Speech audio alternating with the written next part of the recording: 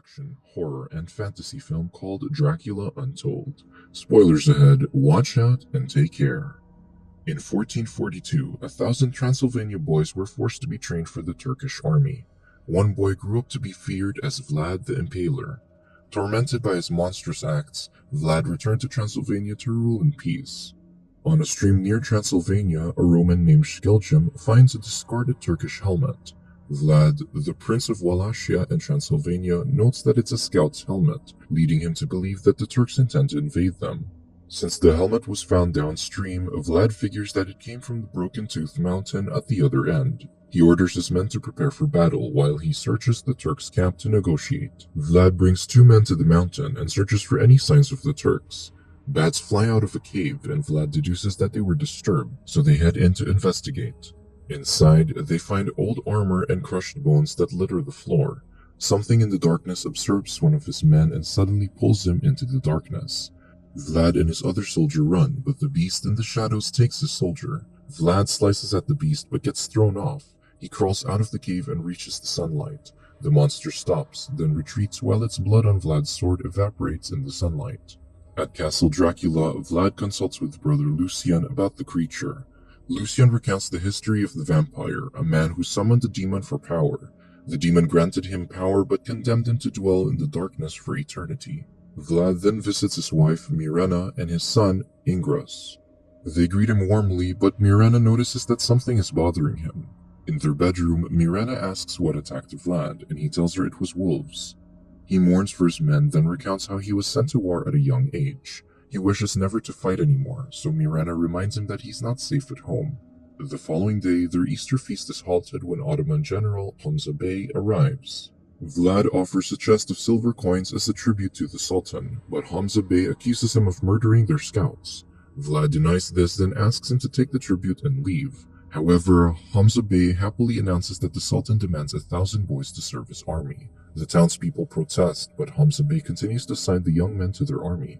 When one father begs a Turkish soldier not to take his son, the soldier brandishes his blade to chop off his hand, so Vlad pins the soldier to the wall. Hamza Bey reminds Vlad that he has no army and, therefore, has no choice but to obey. He then gathers his men and leaves with their tribute. Vlad's advisor, Kazan, urges him to do what they must to protect their people. That evening, Vlad admits to Ingras that his father gave him as a royal hostage to prove his loyalty to the Sultan, but he promises Ingras that there's nothing to worry about. Still, when he's alone with his wife, Vlad worries that hundreds will be killed if he tries to spare the boys. Mirena notes that Vlad and the Sultan were like brothers, so she advises that he asks for mercy. The following day, Vlad visits the Sultan, Mehmed II. The two drink as they reminisce about their younger days. Mehmed admits that his father was cruel but commends Vlad for adapting to their culture. He then asks about the boys he demanded, insisting that he needs the soldiers. Instead, Vlad offers himself to spare the boys, but Mehmed refuses. He also demands to raise Ingras just as Vlad was raised in their palace. He assures that Vlad will keep his throne, but Mehmed's general will oversee him. Vlad begs him to reconsider, but Mehmed merely advises him to have more sons. Soon, Vlad meets his family in a clearing as they deliver his son to the Turks. Mirena berates her husband, reminding him of his promise to protect their children before she married him. However, Kazan stresses that if they defy, they'll have war. Seeing the soldiers advance, Vlad approaches them but drops his weapon to avoid antagonizing them. Noticing his father's actions, Ingras volunteers to go, promising that he will survive just as he did. Vlad holds his son's hands as he delivers him to Hamza Bey. Hamza Bey implies that he expected Vlad to resist more, making Vlad realize what he's giving up. Vlad whispers to Ingras to run back to his mother. As soon as he runs, Vlad steals Hamza Bey's sword and kills him. Mirena shields her son as Vlad battles the Turkish soldiers alone. He easily kills the men but knows that there will be more to come. Kazan berates the prince, but Vlad insists that a child shouldn't be sacrificed for his country. He orders his family to be protected in the castle while he heads to the Broken Tooth Mountain. Alone, Vlad climbs the dark mountain and enters the cave. The vampire greets him, but Vlad doesn't see him. The vampire notes that no one ever returned to him, and Vlad adds that no one has ever escaped, given the countless human bones in the cave. The vampire extinguishes his torch, so Vlad blindly swings his sword. Finally, the vampire faces him and flicks his sword away. The creature observes him, sensing hope in him instead of fear. He then tells Vlad to hide his silver ring as it offends him. Vlad shares that the Turks threaten his kingdom, so he wishes for the vampire's power to save his people and family. The vampire sarcastically commends him but reveals he knows who Vlad is, calling him the son of the devil. Vlad corrects him that his family name, Dracul, means the dragon, not the devil. Still, the vampire taunts him about his bloody past and then pins him to the wall. He asks what he felt when he impaled thousands of men, and Vlad admits that he felt nothing. He justifies that he became a monster to strike fear, which satisfies the Turks and prevents them from taking more lives.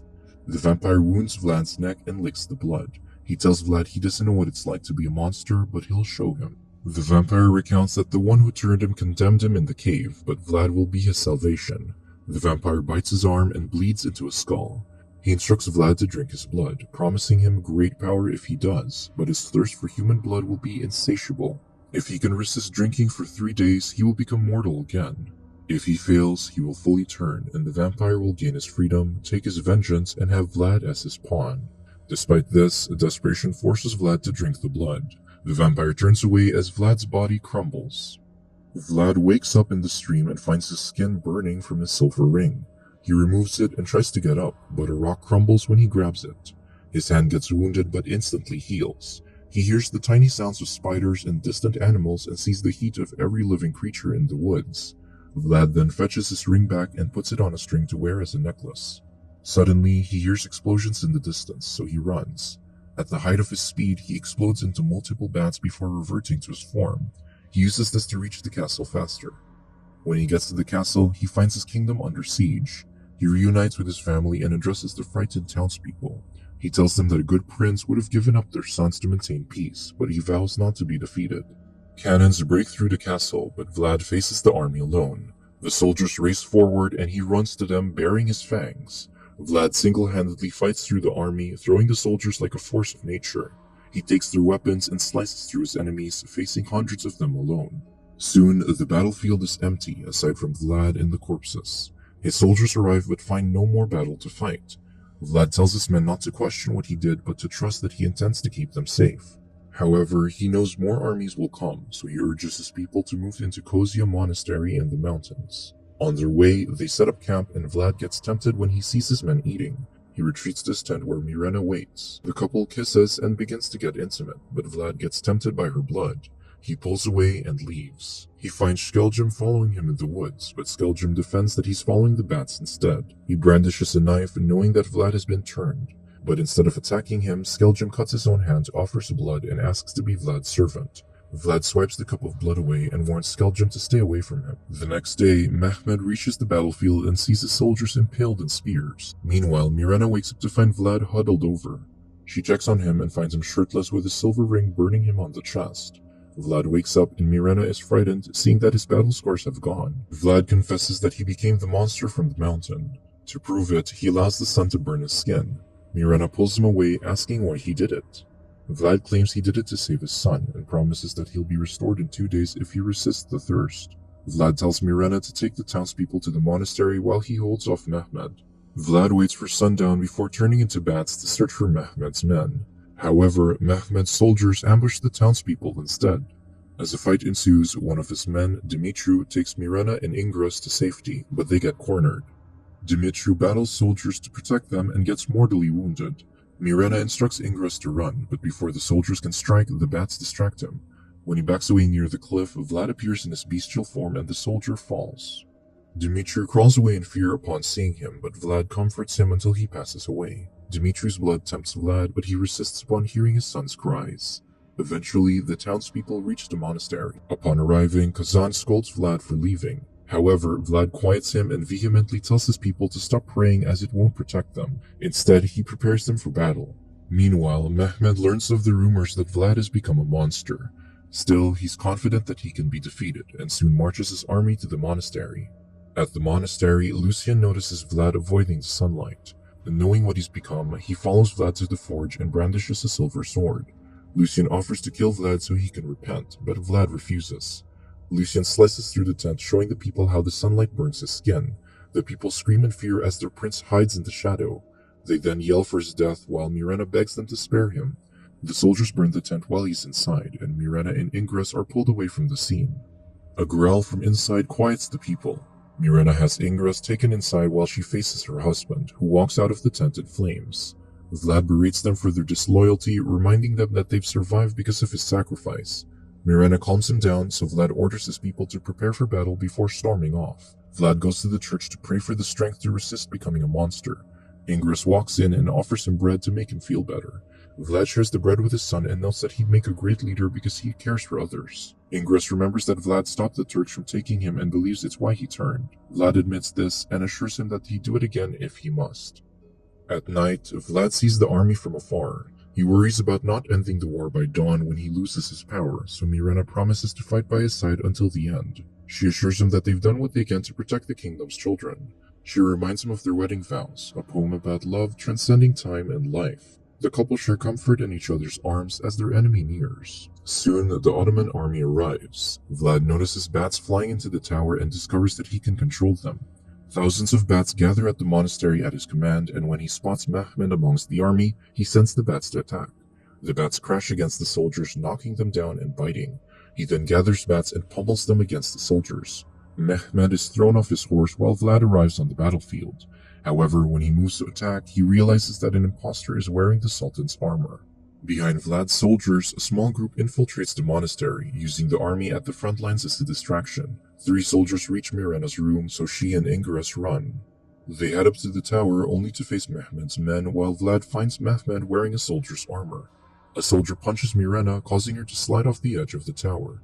Hearing her scream, Vlad explodes into bats and speeds towards her. The Turks take Ingress as Mirena holds on.